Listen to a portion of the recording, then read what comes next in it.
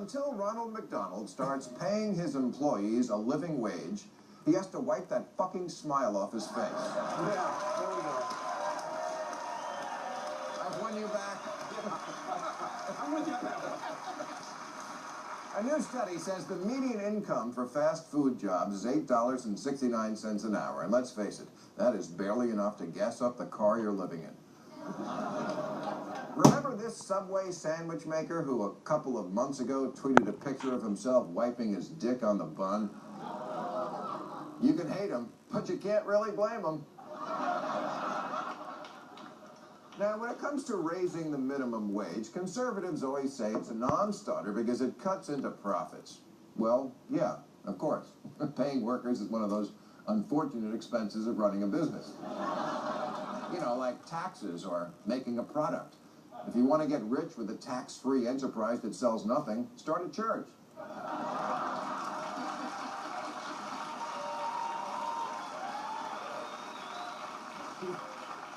You might think that paying people enough to live is so self-evident that even crazy people could understand it, but you would be wrong.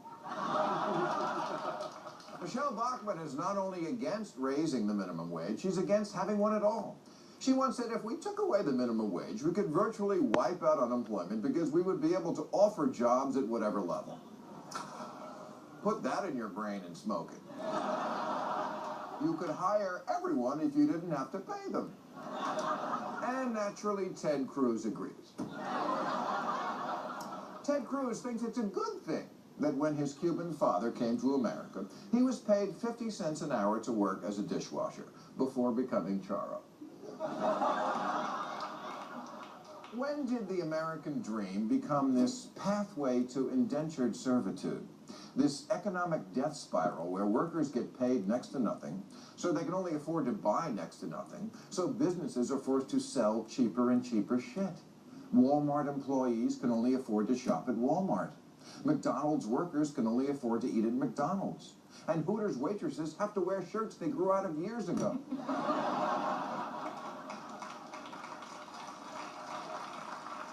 And look, even if you're not moved by the don't be such a heartless prick argument, consider the fact that most fast food workers, whose average age, by the way, now is 29, I'm not talking about kids, are on some form of public assistance, which is not surprising. When even working people can't make enough to live, they take money from the government in the form of food stamps, school lunches, housing assistance, daycare.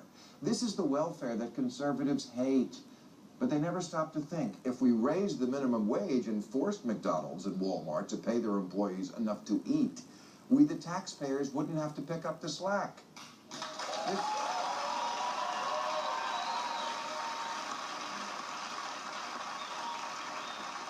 This is the question the right has to answer. Do you want smaller government with less handouts, or do you want a low minimum wage? Because you cannot have both. If Colonel Sanders isn't going to pay the lady behind the counter enough to live on, then Uncle Sam has to.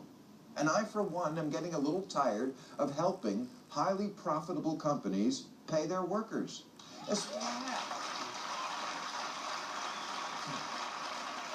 Especially when I don't even eat at KFC. I mean, I get high, not that high.